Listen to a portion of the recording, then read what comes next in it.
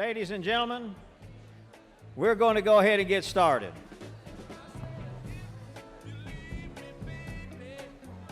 Club members, welcome to our 8th CLI Club. We have 70 tables today, and I don't see an empty seat. I would like to thank everybody for coming out.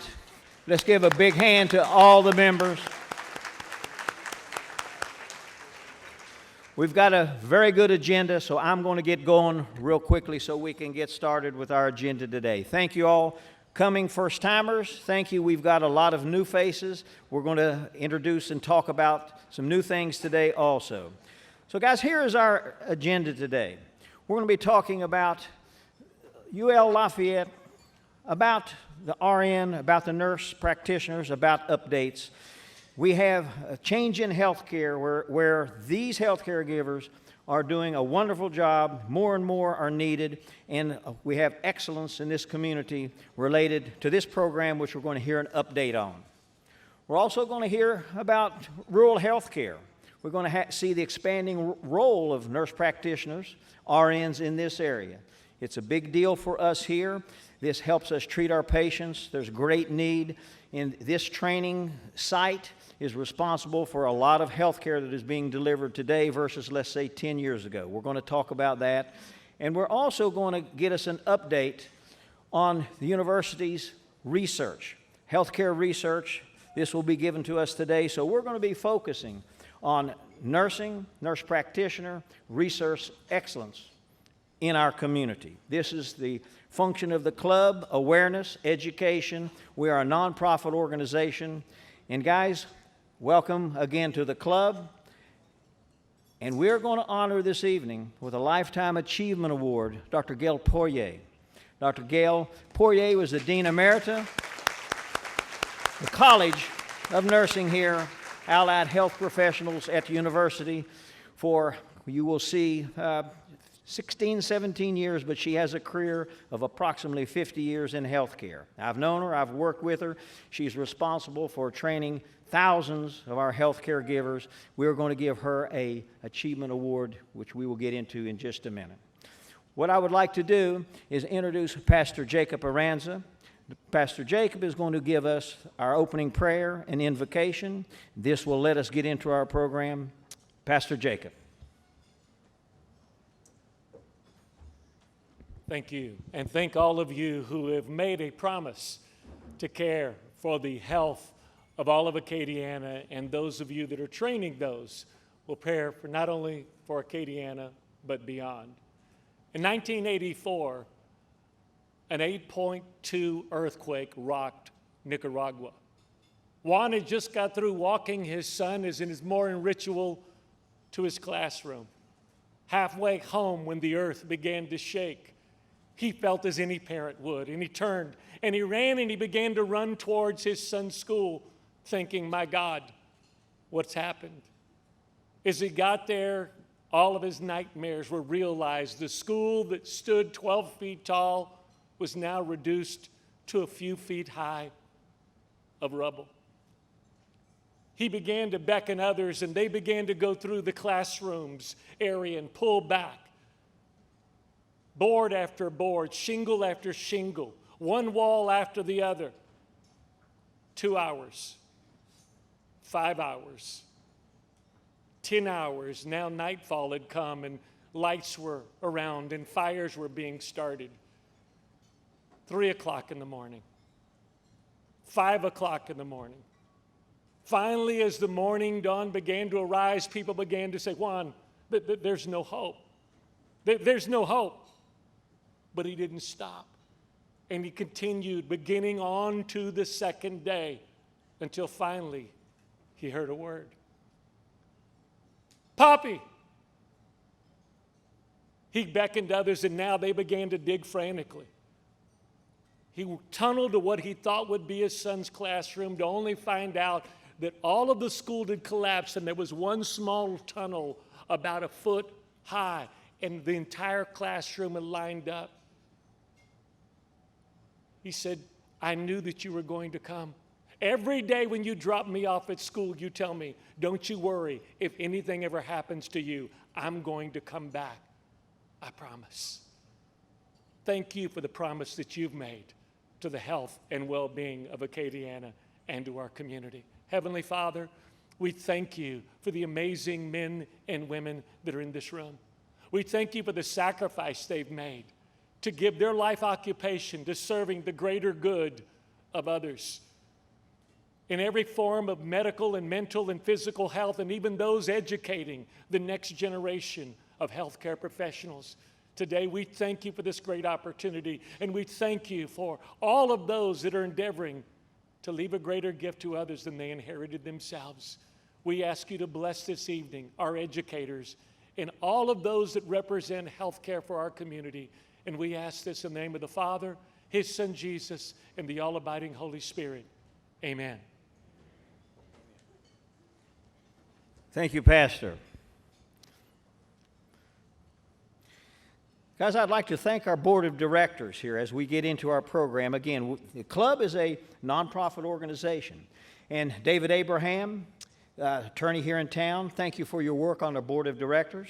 Keith Kishbaugh with Kishbaugh Construction, likewise, thank you for your work as a board of directors. These are strong gentlemen, individuals in this town that help us make our decisions for our nonprofit organization. And Jared Leger with Arise Vascular, also a business partner and also one of our board of directors. And we'd like to thank these guys for being the board of directors. A couple of new things. Ladies and gentlemen, you're going to see AOC. They are filming for the first time our club. They will film each of our clubs. This is a local public station. I have had the opportunity, as long as 25 years ago, where I would, for 20 years myself, do programs. I logged an awful lot of hours on live TV on AOC. They remembered, we asked them to come back, and they're going to be now a part of the club. This is their function as a public broadcasting system. This gives credibility to what we're doing here tonight. So this will be recorded. It will be viewed over and over again throughout each month. Thank you, AOC, for coming. And Club, let's thank AOC for the time that they're going to do this for us. This falls suit with our awareness, our public education, and what we really want to do here. Also, we're going to have a lot of new university students, nursing students, pre-professional students, research department, research center. We will have administrators, and you will be meeting more of them as we embark upon a road which is going to draw our club, what we're doing, that mission closer to the university. We started a month ago, as you saw, with Dr. Audemars' presentation, bringing up the importance of what he did that led up to the university's prominence and the excellence in this town. We're going to continue along that road, again, with our honoree this evening. We also, guys, I want you to make sure you see those folders. You see the folders that you set in? I want you to pick those up. I want you to take those home with you. They have information. Too many times I let us go without them, so please, we take the time. It's information about the club. It's information, again, education we'd like to make sure everybody really takes with them. So guys, with that, we'll talk a little bit more in depth about other thanks, but let's get into the honoree, and let's give a Lifetime Achievement Award to Dr. Gail Poirrier.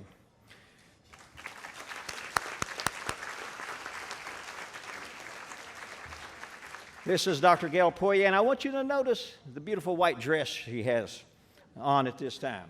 As I learned about her, the theme of red and white came about, and that is a good thing, and you will see. Now, Dean Poirrier, as we know, is the Dean of the College of Nursing, Allied Health Professionals at the university between 2001 and 2017. That was her years of actual being the dean. She is the Dean Emerita at this point, as she has retired, and she was honored as the Dean Emerita in 2018. Who is Dr. Gail Poirrier? She was born in White Castle, Louisiana. This was her father, and this is her mother. This is Esther, who is alive today at 94. So what a grand thing. This is Gail's mother, Miss Parker. She liked white, as you can see. She was a, excuse me, she was a cheerleader at ULL, meaning the university, for nursing for many years, but as I have found out, she was a beautiful cheerleader dressed in white back in her day. Hey, there ain't nothing funny about that. She's beautiful. There's our white theme. She cheered the football team on. And by golly, she met a football star. That was Steve Poirier, a high school sweetheart, and now, almost 60 years later, you can see them sitting at the front table. Steve Poirier. There's that guy as a young man. There's the football star that she fell in love with. Steve, play ball. Legend has it that she was inspired to be a nurse in the 7th grade. So she was destined to be a nurse. And part of the reason why we're going to see happened to do with a white uniform. There's Miss Gail Parker, and she was running for president of the School of Nursing. She always wanted to be a nurse. She was the epitome of nursing. She was inspired because, I understand, she wanted to wear that white uniform. Nothing wrong with that. Hats off to white uniforms. I remember those days. I remember them. And they continue on. This is the legend, Dr. Gail Poirrier. What about her education? Well, you can see she completed her BSN at the University of Southwestern Louisiana in 1968.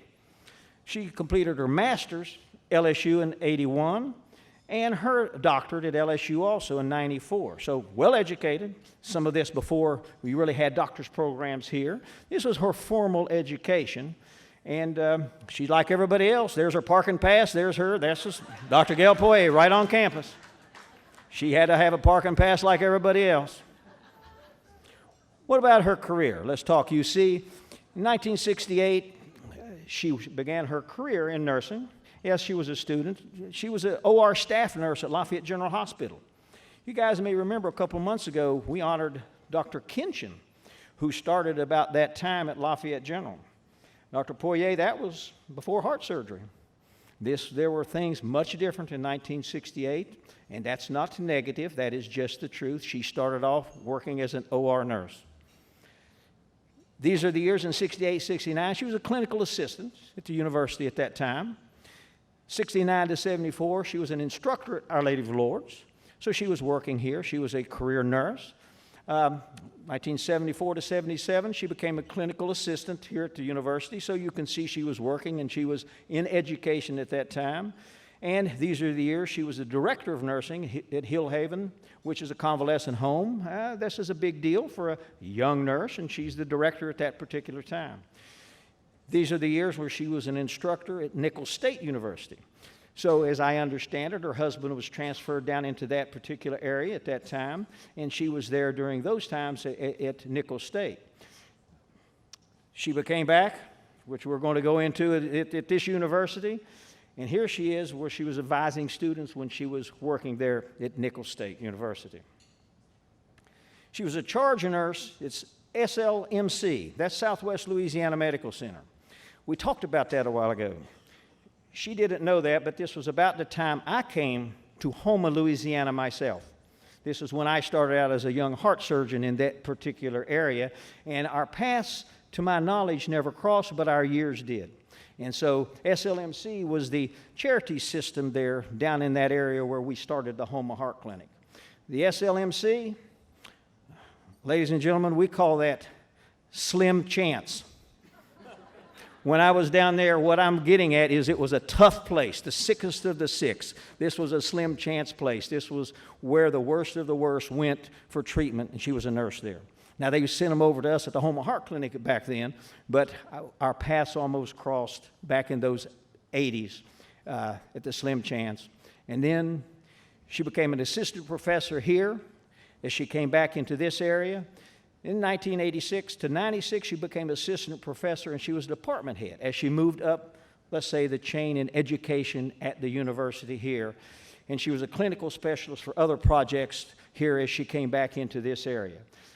This is Dr. Poirrier working at, I believe this is at Lourdes, as she was working at that particular time, and you can see her white outfit on there, and she's wearing it nicely. She became the assistant professor, department head, 96, 97. She again, moving up the chain, the associate professor again, professor and acting dean at the college as she moved up, and she became the dean of the College of Nursing at the university from 2001 to 2017. Tremendous years of growth, tremendous, and you're going to see what kind of achievements during these particular years that she made at her university, These achievements, ladies and gentlemen, we'd be here till tomorrow. I had to cut them. She has that many achievements. I hope I've sorted out some that we can present. Number one, naturally, she's the Dean Emerita of this college, okay? This is the college that she gave her life, her passion, and her compassion to. Here she is in 1993. She did this multiple times. Here she is with Dr. Olemont. Dr. Olemont in a presentation. You'll notice over on the right-hand side, Dr. Gordon Brooks, who's actually a friend of mine for 30 years, still the professor here at the Arts and Sciences, I believe. And I met him and talked to him at the football game the other day. So many connections when you get together and you interact with people, and it brings people together. This is one of the presentations, which she made many. Now, some of these achievements, I'm trying to sort through these. They were honored as a Pi Kappa Alpha Focus Recognition for Extraordinary Achievements in 2002. This is Dr. Poirrier and the university. What does that mean? This is the Honor Society. This is the best of the best in nursing. And they were given the Focus Award, which, as I understand it, is given to only the very specialist, the very special things that are done in nursing. And what this was given to was for a book that Dr. Poirrier authored that frankly changed the way healthcare was delivered. And I'm not talking just about this university, as I understand it regionally and nationally. We'll talk more about that. Accomplished author. She was the Lafayette District Nurse Association Honors Committee in 2002. Again, honors. This is Dr. Poirrier in red. Louisiana State Association nominee to serve as the nurse educator for the state board in 2005. And yes, she dances. Guys, this is at New Cardiovascular Horizons. This is an educational event in which Dr. Poirrier was there dancing. I think I danced with her that night. She likes to have fun, and that is a good thing. She's nominated for the 2006 National League of Nursing for Outstanding Leadership. This is her on a day-to-day basis. Again, the white nursing at the university. The center was designated the Center of Excellence in Nursing Education for ongoing faculty development at the BSN program, the National League of Nursing, from 2005 to 2008. And you need to know this is only one of the 10 schools in the country to achieve that. This is where the top 10, this is where this university became top tier in this country in nursing. She was a recipient of the 2008 State Award for Excellence in Nurse Practitioner Advocate. This is a big deal as this university became into nurse practitioners and was able to become doctorate in nurse practitioner. This was a big deal in developing the healthcare force that we have today. 2013 Continuing Nursing Education Program. This program is accredited with distinction, which is the highest honor that could be given. Over and over, the theme here is everything that was done, that she was involved with, came out in the highest of honors, and that's not an accident. It's Dr. Poirrier in her beautiful white. You can see Dr. Melinda Oberleitner just to her left, who is there by her side and is the acting dean, who you'll also hear from today. And she danced again, and this is Charmaine Neville. This was back where we had the Neville brothers at New Cardiovascular Horizons. 2008 Nursing School of the Year, the Nightingale Award, given by the Louisiana State Association and the Nursing Foundation. In my opinion, she's been a Nightingale for education throughout her entire career and since I have known her. This goes back to some of the conferences. This is the New Cardiovascular Horizons Conference, quite frankly, that changed healthcare. She was there with us, the head of the nursing sections of this education. We were out front at that particular time, and she was there with us. She was a chairperson 2011 to 2017 for the Louisiana Council Administration of Nursing Education. Again, ingrained in education. Here she is in part of her team. Here she is again. This is us in our conference. And I show this because this reminded me of something very important. This was in 2005, almost 16 years ago. We were having a conference, and this was the year of Katrina. We moved our conference to Miami. Dr. Poirrier was there. We had 1,000 people who came for our meeting, and we had Hurricane Wilma come. We were stuck in a hotel, 1,000 people. We had no electricity. We had no gas. We had no nothing. We were stuck in a hotel with 1,000 people. And what we did was we had a conference. CMEs had to be given. Dr. Poirrier was a part of that. Pat Miller was a part of that. So I remember very fondly, and this is the award to Dr. Gail Poirrier, as we were putting together a nursing symposia with very few nurses, very few doctors. We jumped around and we pulled off a bit of a miracle. Dr. Poirrier is a great thing, those kind of memories. This is real education. Louisiana State Board of Nursing, the Articulation Task Force, she was a member those years. Again, this is her team again, having a little fun, dressed in red. Here we go, having a little fun, dressed in red again. Nothing wrong with having fun and having education, because it all came out the right way. 2013 Nursing School of the Year Advanced Practice Program Award. This is some alumni that I turned up there. I see Iris Malone on there. Miss Malone, I believe she is in the audience today. You can see as one of the many alumni, there she is. Graduate of 1976. This is a great thing because the lineage of nursing people coming out of this university run deep in this particular community. You'll also notice up in the left-hand corner, Chris Francois, 1976 graduate also. This is a special thing from me. This is myself, that is Donna Stansberry on the right, and that is Chrissy Francois right there on the left. This picture was taken this year. I show this because Chris Francois was one of the first home health nursing companies, her and her partner, almost 30 years ago. One of my sons was ill. I needed nursing. There was not the plethora of nursing homes at that particular time. They came in a car. Chris Francois came to my home when my son was critically ill. That was 28 years ago. He's perfectly fine now. He is a UL student getting ready to apply to medical school. Chris Francois had not seen my son for 25 years. 25 years until 2 months ago at the club. They met, and at that point, Chris Francois, thank you for what you've done. This is all the university.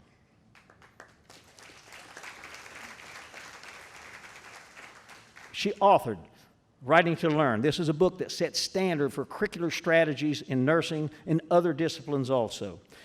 Time doesn't permit me to go into all of this in detail, but this book evidently did change the way practices were done.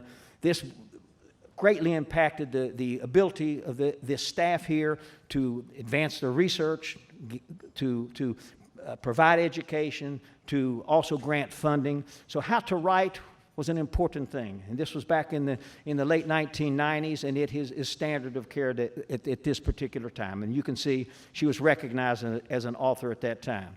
She also authored the section in the journal book. This is for teachers in technical and professional programs. These were things done in this university that were done really for the first time and took on nationally. Connecting classrooms and clinical experience, this was her chapter. And again, it's a standard for journal writing in nursing.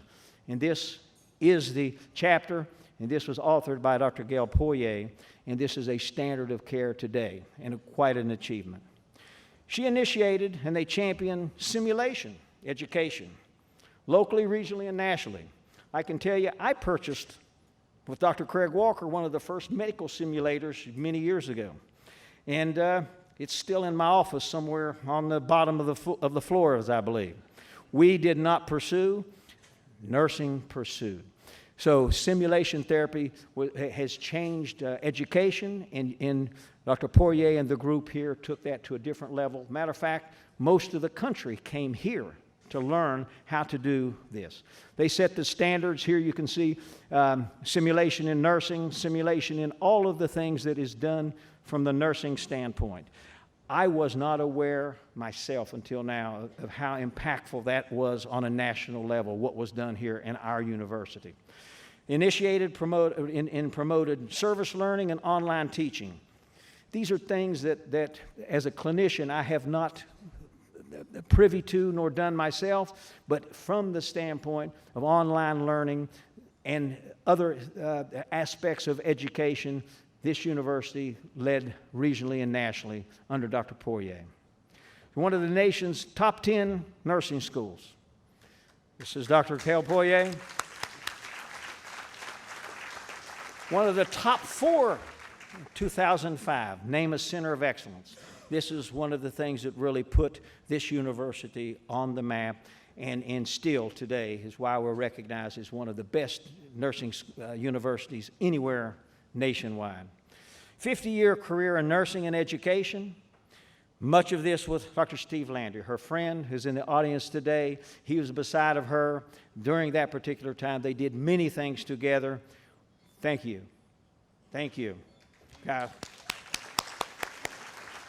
Over 30 years of being either the department head or the acting dean at the university. This is some of her recognition. She authored over 100 publications, articles, and proposals. Here we've talked. Here's an example. She was a prolific speaker, promoting education, research. I witnessed it. I learned it. I heard her talk. She was excellent. This is what she did. This was her in her prime. Also recognized for what she did in research and endowment. She promoted UL-Lafayette all departments, especially the nursing programs as far as doctorate and the master's, the advanced learning in nursing. She was there at the 60th year and the 50th year that this university has had a nursing program, and its excellence directly related to a lot of the work that she's done. She did more than that. She was responsible for over $10 million herself in scholarships, grants, and endowments. Here you can see some of the work that she has done. Here's Dr. Poirrier, surrounded by a bunch of guys giving her money, and that is good, that is needed.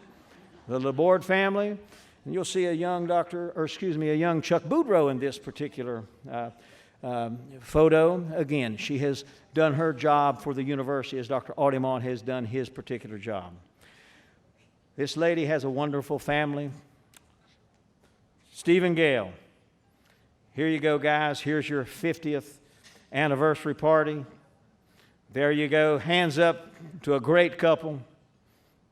That's what it took. Steve and Gail. Her son and daughter-in-law, Keith and Danielle, are here. Guys, this is Keith receiving his degree. You can see his mother on the left. This is his wife. They're very highly successful businessmen, women in this town in the high-risk insurance business. The grandchildren, Caitlin Poirrier and Honoree. There's Caitlin, 18, obviously beautiful, model, educated, sports, scholarship. That's her daughter.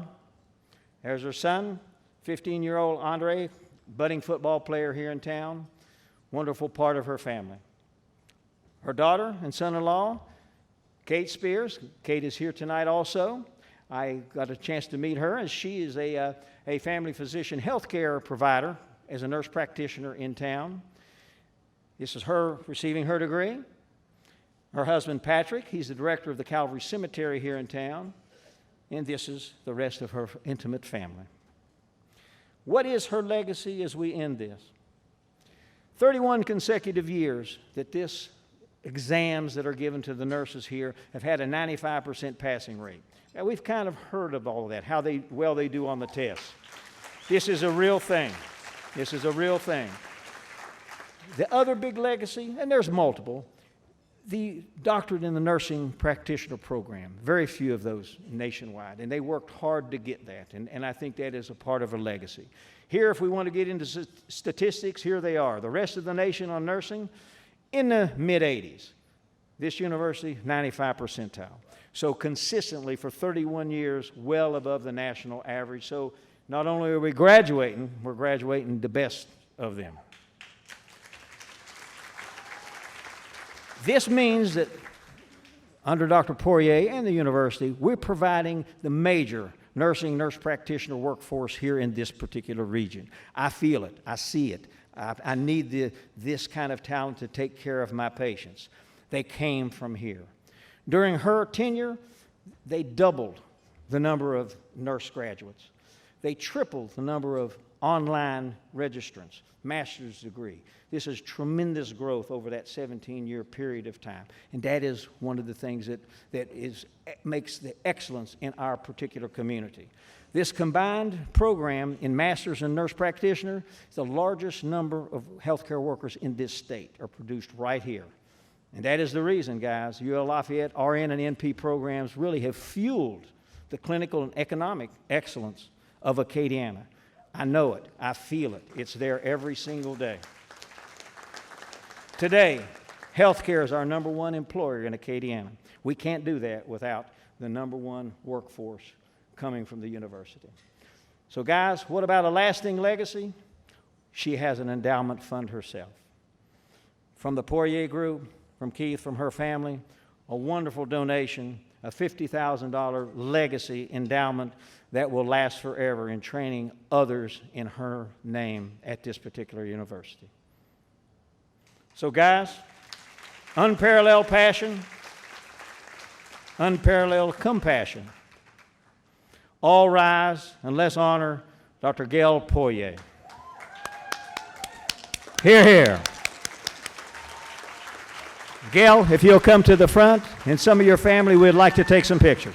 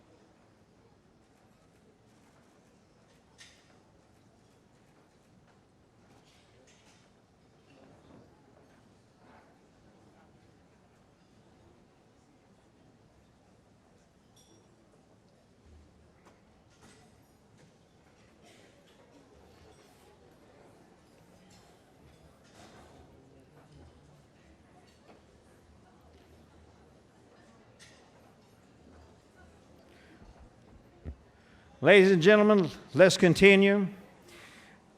I think we saw something special with that award, and everything was well deserved. During much of that time, Dr. Melinda Oberleitner was in those photos, and she was standing right there beside supporting.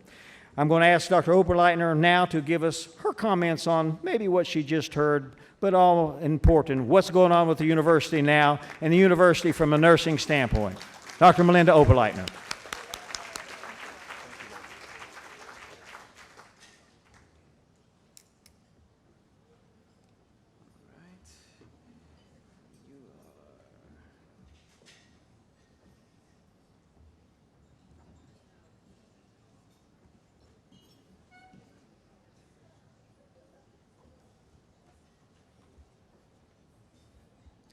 Good evening, everybody. Thank you for being here. Gail, congratulations.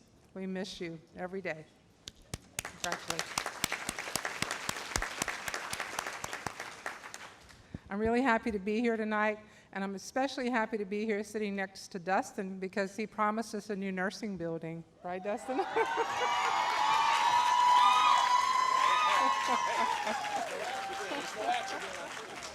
Dr. Ali says it's no accident that he put us together, so. All kidding aside, Dustin's one of our alums too, and we appreciate everything he does for us and for the university in the legislature.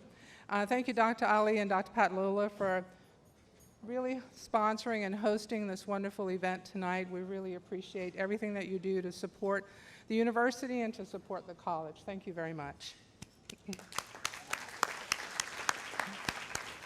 Before I give you a few highlights of the College of Nursing and Allied Health Professions, I'd like to ask all of the alumni from our college who are here tonight, would you stand? Thank you for coming tonight. Congratulations. Good to see all of you here. And now I'd like for our faculty and our staff who are here tonight to stand up along with our alums, faculty and staff. Thank you to our wonderful faculty and staff. Obviously, you can't have the achievements that we've had over many years without dedicated, superior, excellent faculty and staff. We appreciate all of you. And certainly, last but not least, our students, our current NP students and our current pre-licensure students. Any of our students who are here, please stand.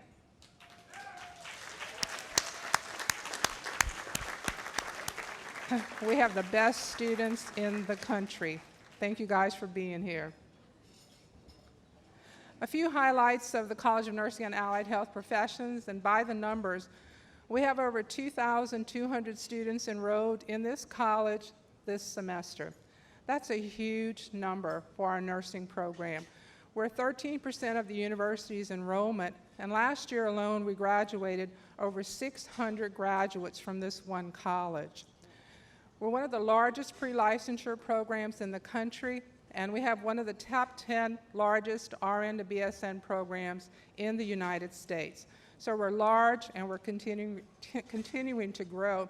In a few minutes you'll hear we're not just large, but we're a quality program as well. Our current program offerings, we offer the Bachelor of Science program in Health Information Management, which is also a very highly sought after degree. Our students are very highly sought after from this program. They all graduate with a minor in health informatics, which is a very important type of degree to graduate with these days in healthcare.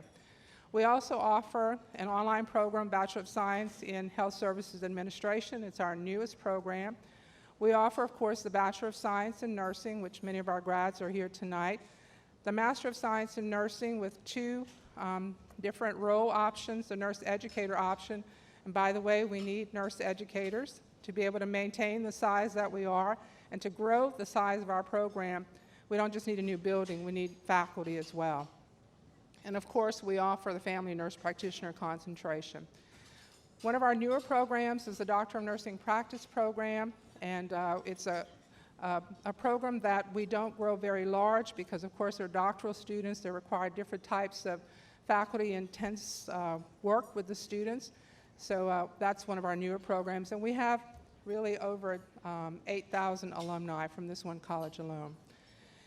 So where are the numbers? I said we have over 2,200 students enrolled in the college. Health Information Management has about 100 students enrolled in that program. Health Services Administration, our newest program, has about 75 or so people in that program. It's growing. It's a new program.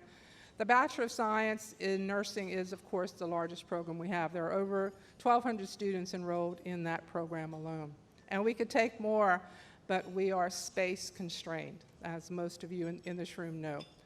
At the master's level, our nurse practitioner concentration, we have about 115 students enrolled in that track, and we're growing. We actually had to defer some admissions from fall to spring. There's a lot of interest in the nurse practitioner track in our program. We're continuing to grow that track in all ways that we can. And unfortunately, the nurse educator track is not so well subscribed. We have a handful of students in that track. So again, we're recruiting for nurse education, people to major in nursing education. Our DNP program, about 25 students in that program. And again, we purposely keep that program small. So some of the highlights, more recent highlights from the ones that Dr. Ali talked about during Dr. Poirrier's tenure with us, there were 5 different programs at the university in 2019 who are recognized in the 2020 rankings of U.S. News and World Report's best colleges ranking. And you see the nursing programs are among those. They do not rank bachelor's in nursing programs, so we don't know what our rank would be there. Of course, we think we're number 1, obviously. But in terms of best nursing schools, you see our DNP program is tied for 143. Our master's program is tied for 156.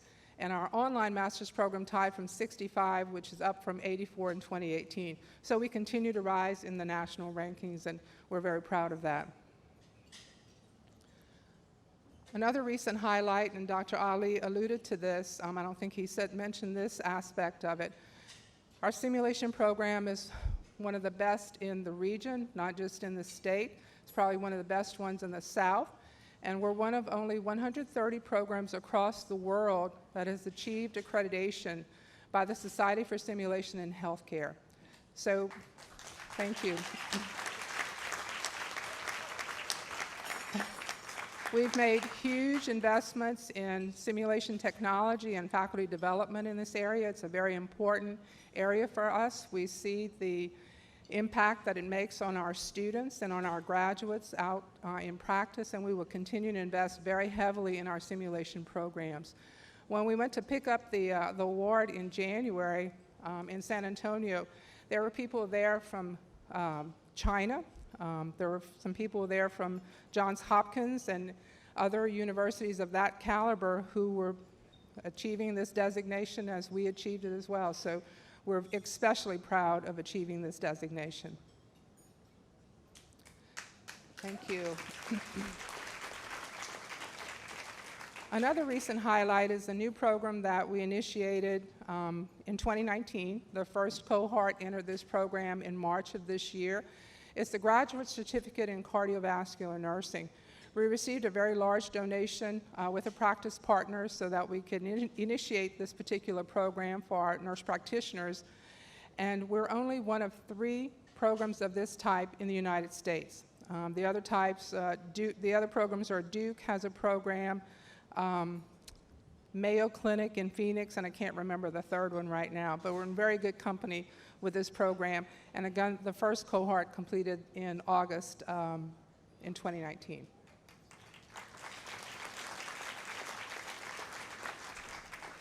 This is another highlight that I'm especially proud of, and Beth Harris, who's in this picture, is one of our faculty members. And Beth is here with us tonight. In 2019, we were awarded a very prestigious designation by the End of Life Nursing Education Consortium. We were named a Hall of Fame school. 100 nursing schools across the country were named to this designation, and we were one of those 100 schools. We're also the only school in Louisiana to receive this Hall of Fame designation.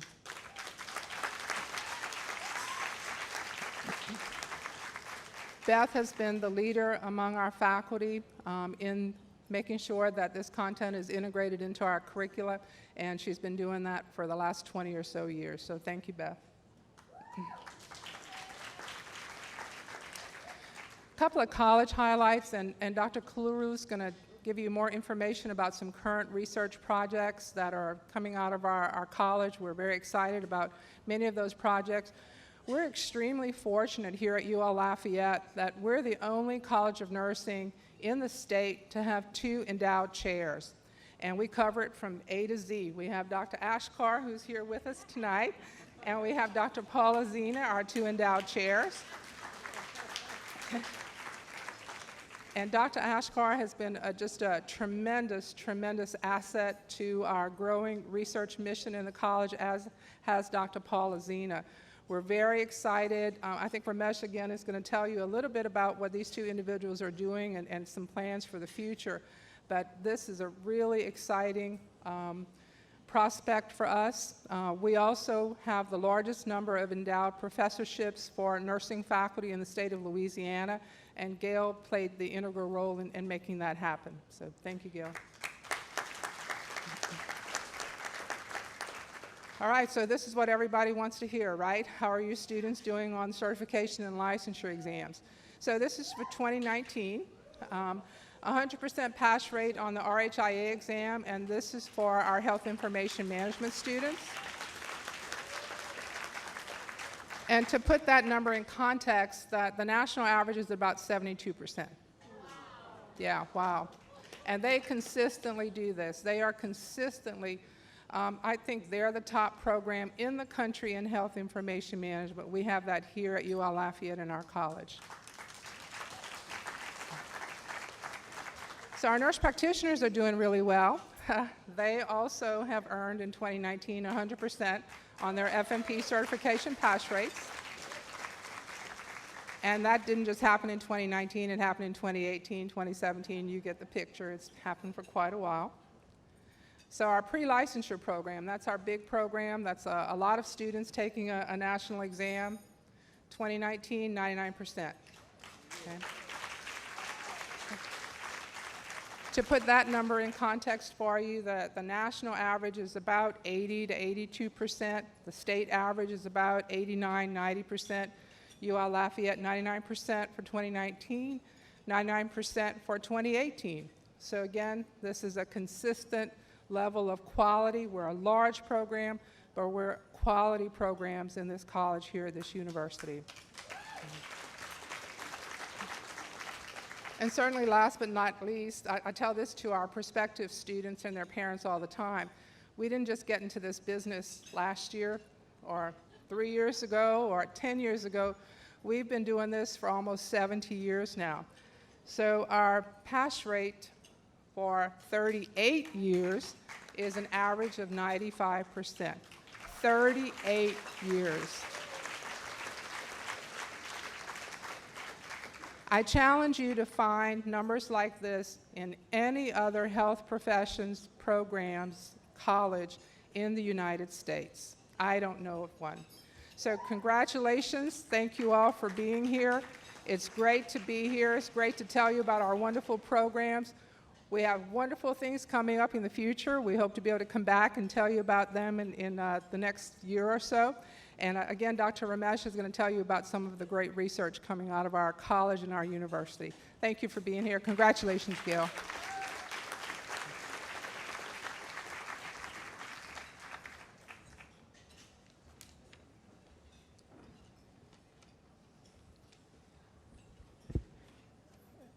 Guys, those are pretty good statistics.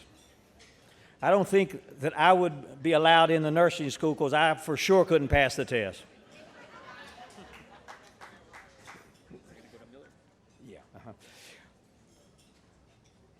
Our next speaker is going to be Dustin Miller.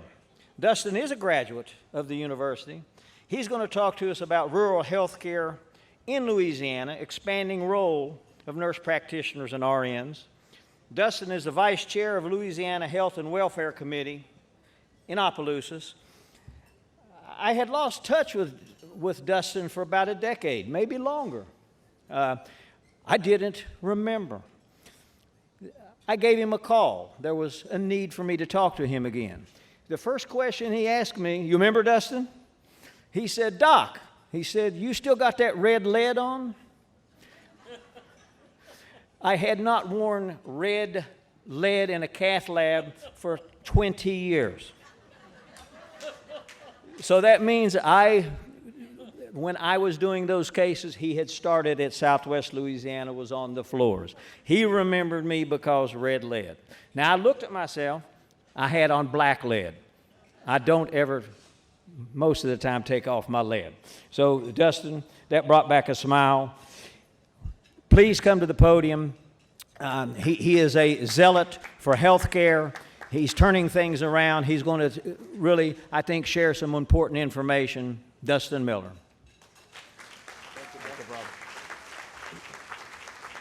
Good evening. When Dr. Ali called me to talk, I promised that I would talk a little faster than him so I wouldn't keep y'all here too late, all right? Dean Oberleitner spoke to me and she said that they wanted a building. So I told her they never had a building with my name on it before, so I'll make sure if she can promise me to name the building after me, we'll work on getting UL a new nursing building, right? Listen, I'm proud to say this year was one of the first years in, I think, about 10 years that the state legislature, we put in $2.5 million to address the nursing shortage, and the nursing homes are going to match it with another 2.5 to address our nursing shortage here in Louisiana.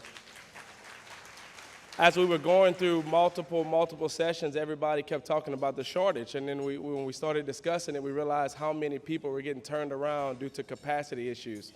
So what we did was we developed a plan that school nursing programs that wanted to expand, we were going to let them compete for this money so that they can expand and have more nurses so that we can actually address the nursing shortage. So I hope UL can get a building so that they can expand and address this shortage.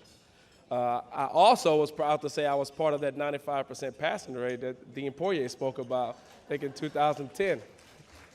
So, as Dr. Ali said, I'm the Vice Chair of Health and Welfare in the Louisiana Legislature. I just won for my second term last week. So I'm up here trying to get out of campaign mode and actually start working again, right? So as you see here, less than 12% of Louisiana physicians are primary care providers. This includes general practice and internal medicine. Louisiana is experiencing an influx of APRNs and a virtually non-existent change to the number of medical school graduates, as well as continued decrease in the number of graduates choosing to practice in a primary care setting. The legislators actually started rural initiatives to fund primary care providers that would graduate in Louisiana and actually stay in Louisiana. But we didn't see the number of primary care providers staying here even with the incentive. You can see this graph here. It actually goes back to 2002 to 2014, but the relative hadn't changed since now. Roughly from 400, and it stays relative steadily for primary care medical school graduates. Biggest challenges that we see right now in the rural health presently facing our state. Number one is access to care. 84% of Louisiana is a primary care health professional shortage. Access to specialty care for the Medicaid and uninsured population. Transportation challenges, limitations for the rural population and lower those having socioeconomic status. Right now, we have a transportation system that if a patient is on Medicaid, they actually can call a few days before to the MCO and get picked up.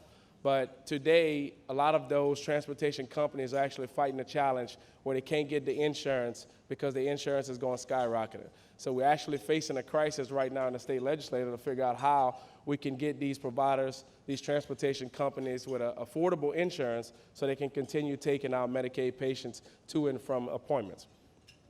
Last one I have here is Louisiana is a culture of richness in food, excess in weight, diversity, and economic challenges. Much more needs to be done, implemented to create a culture of health. This next slide here just shows that I'm going back to the 84% of the shortage. Louisiana is currently comprised of a population of 4,000,000, roughly 600,000 individuals, with 39.7% being under the 200% federal poverty level. 39% of the citizens in Louisiana is under the 200% federal poverty level. 19.9% is under the 100% federal poverty level. And you see where I'm going with it. I can skip to the middle and it shows 94% is located in the mental health HIPSA. So as you can see, Louisiana is very underserved. Here I go to the rural health hospitals. There have been 113 rural hospital closures around the United States since 2010, 155 since 2005. If you look very closely, you'll see where the X's are. Everything is surrounding all the southern states except Louisiana, Arkansas as well. We're one of few southern states who did not have to close rural hospitals. We actually attribute that to the Medicaid expansion that saved the state over $300 million and was able to keep critical services available and open to our rural health providers.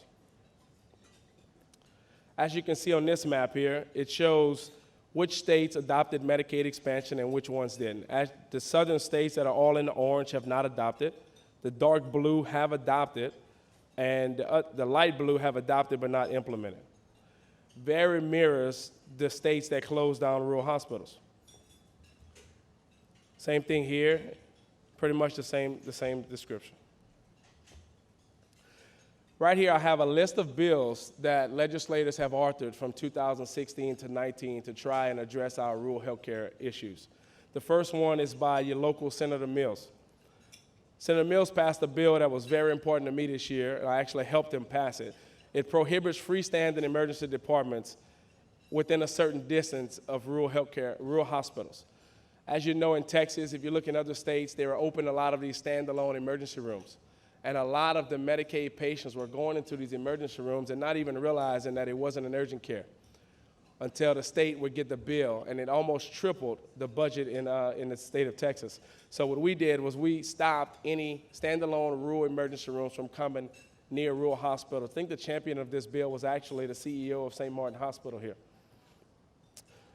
Next bill is one I highlight by me. It was a concurrent resolution request LDH to issue regulations allowing establishment of new opioid treatment programs and methadone dosing sites. So we have 10 of those right now around the state, but in rural areas you don't see any.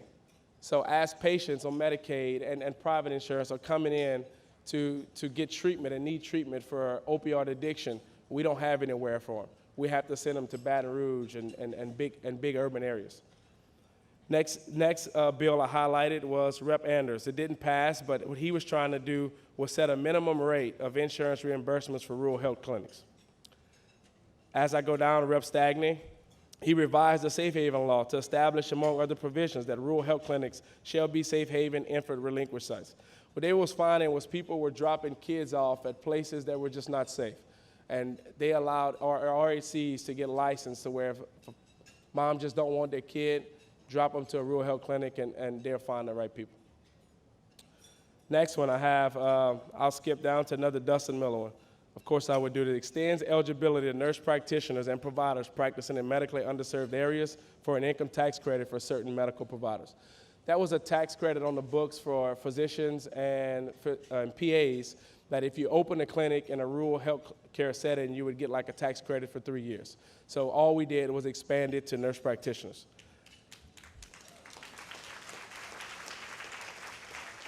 Representative Hunter came in 2017 and he tried to require FQACs and rural health clinics to institute policies relative to continuity of patient care. Also, he came back in 2017 and also had the same thing, but both of them failed. Senator Long is from Natchitoches. He actually had an issue with a shortage and they were not in the HIPAA certified area to get a rural health clinic. So he tried to get the state to make what you would call a rural health clinic look-alike and for Medicaid reimbursement to match. Obviously, it's another one that did not pass. Senator Long came back and he also did he amended the network adequacy laws within the insurance code to limit denial of credentialing by insurance companies of physicians at rural hospitals. So what he was trying to say was, don't matter what the physician have on their record, don't matter if they're suspended, if they're going to a rural hospital, you should allow them to work. Obviously, we believe in safe practices, and that bill just didn't pass. Let's skip to the next one. Senator Barrow, they did twin resolutions requesting a study by means by which to enhance access to healthcare services and healthcare professional shortages. Those resolutions passed. And then going to the next slide, NPs bring a comprehensive perspective to healthcare. The American Association of Nurse Practitioners in 2015 defines an NP as an advanced practice registered nurse who has completed an accredited graduate level educational program and passed a national certification exam.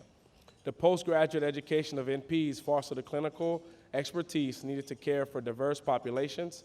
Additionally, NPs are experts in diagnosing and treating multiple health conditions with an emphasis placed on disease management and prevention. National statistical trends report an overwhelming number of NPs practice in rural and underserved communities compared to primary care physicians. My last slide. Louisiana, over the last 4 years, has gained 34 rural health clinics to serve the rural population in Louisiana, bringing the total to a number around the state of 161. Louisiana has gained 123 FQACs to serve all populations of the underserved in Louisiana in the past 4 years, totaling the number to 249. The reason I shared that was most FQACs and RHCs are staffed by nurse practitioners. They have a physician as the medical director, but 90% of the times when you go to them, you will be treated by a nurse practitioner. So we're addressing the shortage, we're increasing the amount of access we have in the state, and we're going to continue to do that. Once again, Medicaid expansion helped Louisiana save over $300 million, helped us continue to keep rural access, accessibility, and keep all of our rural health hospitals open. I'm proud to say that I championed it with our governor, and I thank everybody for being here, and thanks Dr. Ali for inviting me. He wanted me to talk more specifically about nurses, but when I realized Dean Oberleitner would be up here, I figured she would cover it all. So thank you all.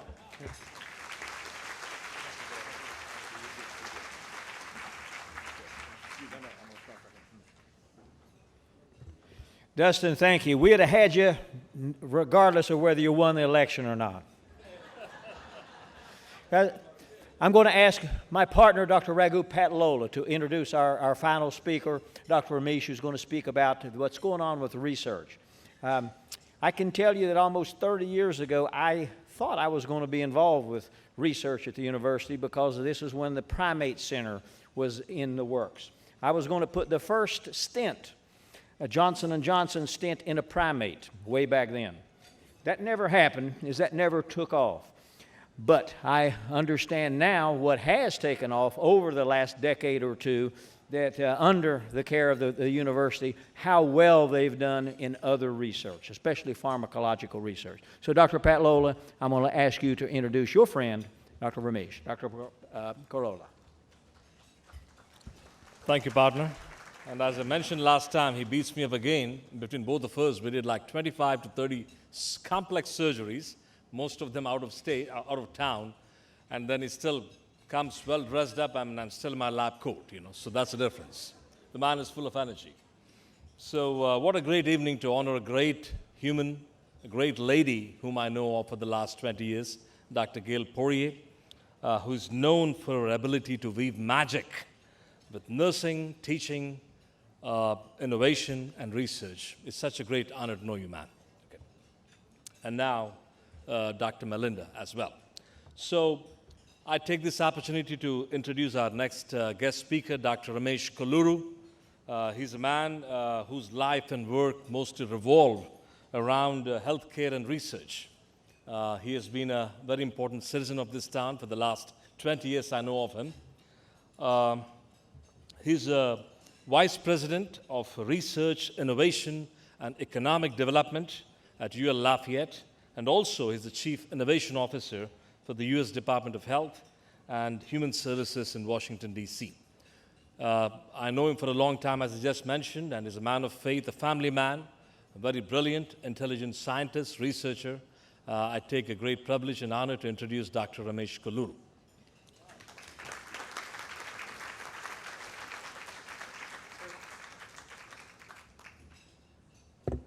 Thank you, David, and thank you, Raghu, for the opportunity again to come in front of you. Melinda said she was hungry and she's timing me, so I'm timing myself.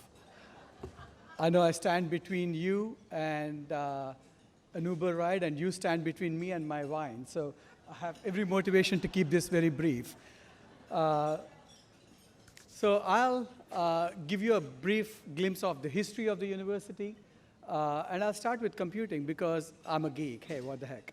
And also it is a very, one of the first programs in the country to have offered a master's degree in computer science back before computer science was a discipline in many other universities. Our first degree in computer science was offered in 1961. And today, we are designated by the National Science Foundation as the nation's only center of excellence in the area of big data, data science. And basically what I tell people is that we were geeks before Big Bang Theory made it cool to be a geek. And we are continuing to build on the strengths of our being geeks. And Steve was the original geek, and I'm continuing to follow in his tradition. But suffice it to say, this university has been a national and a global leader in the area of computer science and applying computing and technology to solve some of the biggest problems. And this slide here is a list of universities that march under the Raging Cajun banner, along with companies that are members of this NSF Center of Excellence. I also want to talk a little bit about our biomedical research capacity. David referred to that as the New Iberia Research Center. We also fondly call it the monkey farm. The nation's largest non-human primate center with 7,500 monkeys and other kinds of non-human primates. Let me tell you, makes for an interesting day at work. But it has done amazing work in the area of biomedical research in terms of every major vaccine, infectious disease-related innovation and intervention that we have benefited from as a society in the past 3 decades, at some point or the other, has had something to do with the New Iberia Research Center and the university have had something to do with that particular innovation. It is something that we haven't talked about very much as a university because as Cajuns, we are a very bashful people, but we are beginning to talk proudly about that because as a university, we have done extraordinarily well in impacting public health in very meaningful ways. And we are continuing to do so at the center, and I'll touch upon that in a minute. We have just recently established, based on the strengths of the university's programs in the area of computing and in the area of life sciences, we have just recently established a center called the Louisiana Center for Health Innovation, as I said, to take advantage of everything that we have as a university in computing, in nursing, in life sciences. For a university that does not have a medical school, more than 50% of our research year after year is in the area of life sciences. And that's a great tribute to this center, to the computer science program, to our nursing faculty and the research capacity that we have as a university. And we are also doing this, in establishing this center, we are also recognizing not only the strength of UL-Lafayette, but the University of Louisiana system and the footprint that it represents as of a state that has significant geographic and healthcare equity-related issues.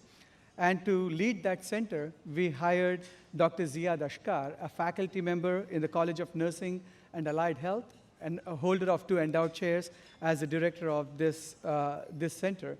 And I have great expectations that as I transition from our past and current to the future, that this center, under the leadership of this faculty member from the College of Nursing, along with our other faculty members from the College of Nursing and Allied Health, and the university's research program will continue to chart a new territory. And if I would, if you would indulge me, I'll quickly give you an insight into what lies in the future for this center, the Louisiana Center for Health Innovation, which was our conception in partnering with Senator Cassidy, the president of UL System, Dr. Jim Henderson, Dr. Melinda Oberleitner, and the legacy of the strong computer science and nursing programs that we have.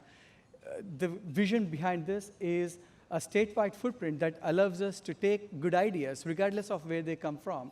Basic research coming from UL-Lafayette, other parts of the state, other parts of the nation, that we can then bring through our preclinical capacity that we have at the New Iberia Research Center, the nation's largest non-human primate center, and work with clinical research partners from across the state, across the nation, and clinical application and acceleration of those ideas to where, at the end of the day, research can impact public health. That, ladies and gentlemen, is the most important opportunity ahead of us, because today, a new idea in the area of healthcare at a research lab takes 18 years before it impacts patients' bedside. And what we are trying to do is to condense that innovation cycle, is to shrink that cycle by accelerating the speed with which innovation enters the marketplace. Because we have some phenomenal researchers, I'm afraid I don't have 18 years to wait before that researcher's capacity can impact my personal health and our public health outcomes. And that's what this center is all about. So I won't bore you with data because we all know that we rank at the bottom of every healthcare indicator. That is because we rank at the top of every quality of life, fun, food indicator, as you very well know.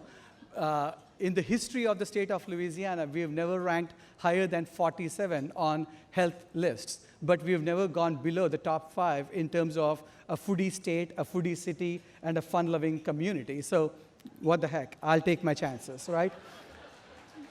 But suffice it to say, where we get an opportunity, we are going to bring innovation to continue to have our food and fun, but to have medical interventions and medical quality of life that is par none.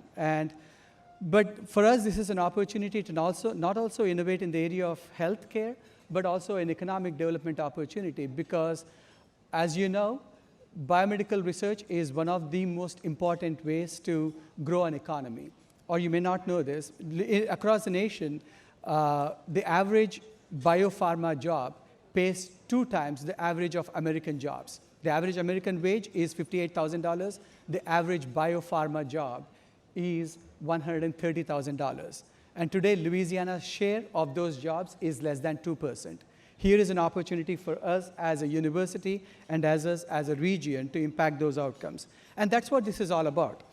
So this center is focused on taking all of these good things about Louisiana, all of these good things about our research capacities as a university. But I want to give a shout out to the academic achievement that Melinda referred to.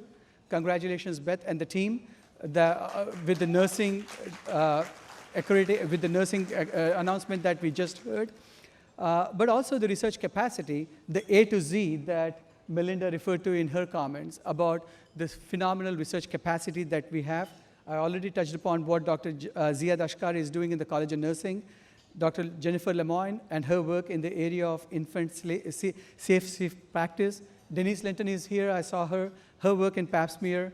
Dr. Melinda Oberleitner's leadership in oncology nursing, Paula Zena's work in adverse childhood effects and ACE experiences, which is a national model, and the work of the faculty members in working with a startup company that we recruited, Drs. Christine Linehan, Deidre, Francis Tubin, and Monique Gary, in working with a company that was part of a healthcare accelerator that we established, and mentoring them along with faculty in the College of Business to tell them how to do this the right way so that their startup company can have an opportunity to impact public health outcomes. And we are about to kick off the second version of this healthcare accelerator. So we will be leaning on the faculty in the College of Nursing to work with our community leaders to bring the new kind of company that you were talking about from California and other parts of the country so that innovations can happen and can be seeded here and continue to grow in our healthcare ecosystem, which is extraordinarily vibrant. Above and beyond the faculty in the College of Nursing, we have significant and extraordinary capacity throughout the university.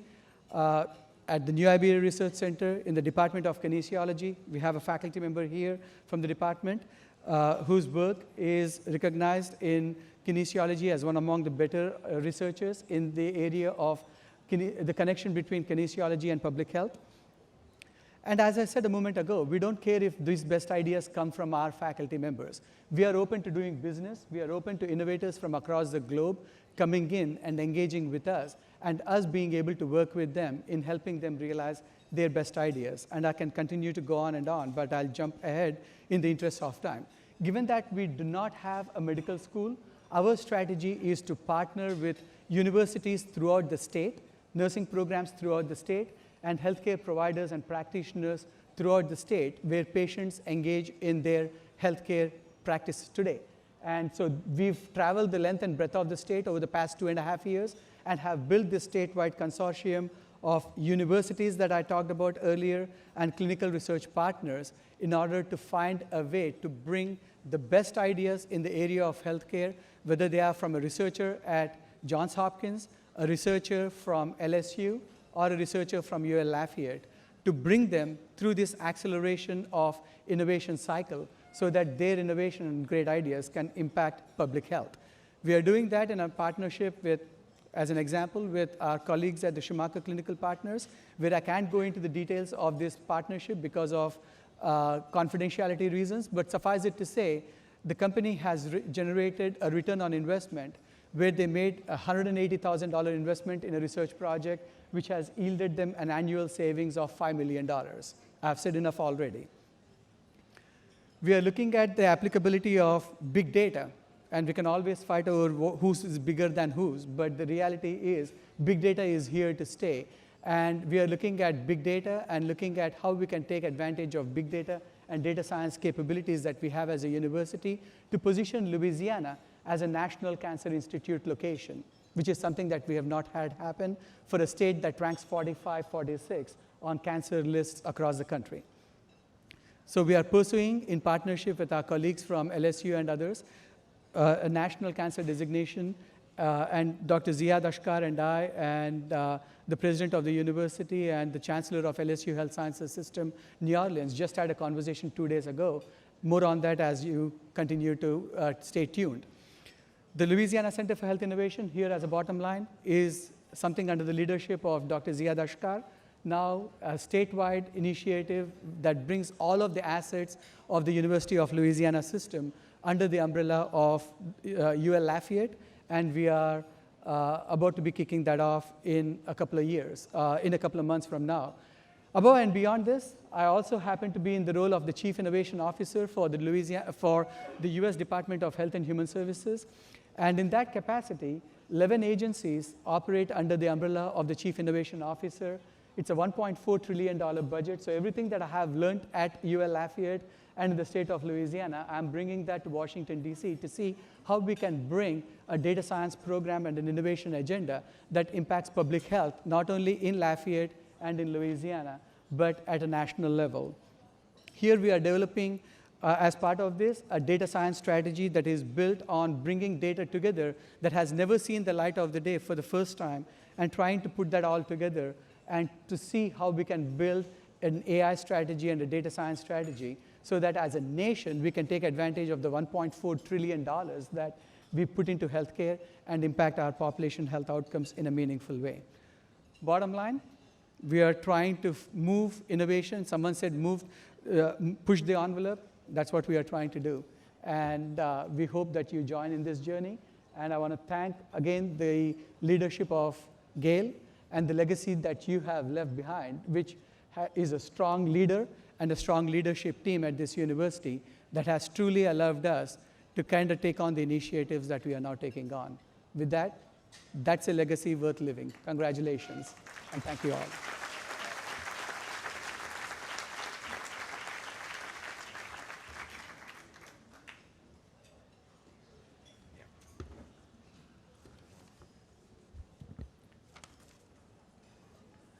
Ladies and gentlemen, has everyone had dessert? That concludes the presentation. A couple of things I'd like to mention here as we're ending up. Number one, this is our 8th club. Go to my last slide. This is our 8th club, guys, and I want to thank everybody for attending. This room seats 600 people. I don't see a single empty seat. Thank you very much. It's not that one, my friend. This is the last slide, right? I don't know what this is. This is what I have for this month. That's not what I want. Okay. At our 8th meeting, that means that we have seated 4,700 in attendance over this period of time in this 8th sim. That is the last slide. Thank you, guys. We have new people who are coming. We are connected to the university. We have students. This is part of what we want to do. Thank you for coming, students. Continue to come. We will continue to invite. It's a nonprofit organization in which is really designed for awareness. One of the things that I did over the weekend is I had a sort of mini board meeting, we will say, with our board of directors. And I was presented that there are 3 different sites in this country who want to immediately start subchapters of this club in their cities under our guidance. That's a wonderful thing in 8 months period of time. This includes 3 cities, much larger than Lafayette. This includes San Antonio, Texas. This includes Santa Fe, New Mexico. This includes Tulsa, Oklahoma, and McAllen, Texas. These sites have become aware of what we're doing in this club, and they want this in their community. We are going to support this as their leader from this site being the #1 site for the club. We expect it to grow regionally and nationally. This was always something I hoped would happen, but had no idea it was going to happen within 8 months. So guys, know that you will be hearing more about that in the future. I want to also recognize the fact that we have a handful of doctors from all over the country who've come in for some training and visiting us tonight, from Atlanta, Georgia, from San Antonio, from McAllen, from New Orleans, from several other areas. Guys, thank you. Hopefully you'll be able to take something back to your communities. This is what the whole purpose of this club. I'd like to thank our sponsors. Bunch of sponsors: Louisiana Healthcare Group, Arise Vascular, Abbott Vascular, the NSI Nursing Group, Phillips, and Spectrum. These are our major sponsors. From that standpoint, we have other minor sponsors, but thank you for all of those people who have helped us tonight. Can I ask you guys to grab your folder real quick? Please grab your folder. I want you to take it home with you, but I also want you to notice in this folder is an article that was written by Dennis Vitrella that is going to explain this club. Quite frankly, there's been very little written about it, and most people don't understand what's going on, and it's changing. So this will give you a little idea. I would also like for you to look at next month's agenda. Next month's agenda, which I'm trying to get pulled up here but can't seem to, will be on November the 21st. This will be in this setting, and we will be honoring Keith and Ginger Myers of the Louisiana Health Group. For you guys who do or do not know them, this is homegrown Louisiana health care givers, nurses. They started their company approximately 25 years ago. I knew them from the beginning. They have grown that company to either the first, second, or third largest health care group in the nation. They have close to 40,000 employees, and I understand that they have now experienced 100,000 patient visits a day. So Louisiana Healthcare Group, Keith and Ginger Myers, local excellence. We're going to celebrate them both as Achievement Award winners next month, November the 21st. Our agenda at that time will also include Dr. John Steinberg, who is a well-known speaker, noted podiatrist. As a matter of fact, he's receiving an Achievement Award himself tomorrow in Los Angeles. He is a gentleman who we have known for many years. He is a wonderful speaker. He is somebody who you don't want to miss. He will be one of our guest speakers. We'll also have a presentation next month. We're going to talk a little more about the heart than we normally have. Okay, we know about the peripheral, but there is a connection which we allude to. We will have a heart presentation on the role of cardiac problems with the heart, from heart failure to what about these peripheral patients that you see with a toe? Many times, that's the first time someone with heart disease presents. This will be given by Dr. Raghotham Patlola, who will give us this talk.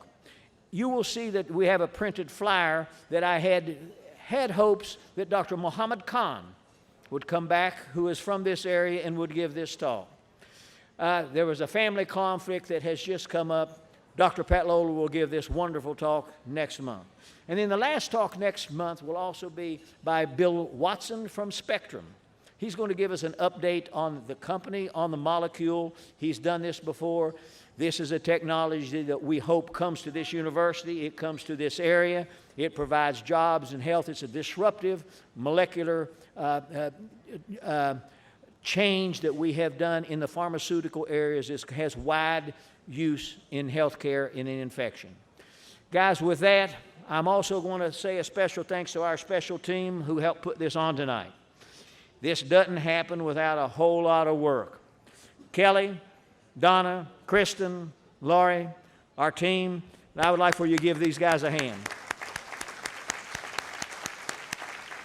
Special thanks to Dennis for the article.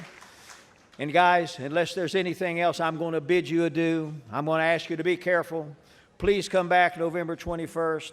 Again, thank you very much. I think it's been a wonderful presentation. How do we get the community together? Healthcare and non-healthcare issues. The club. Come back. See you in November. Thank you.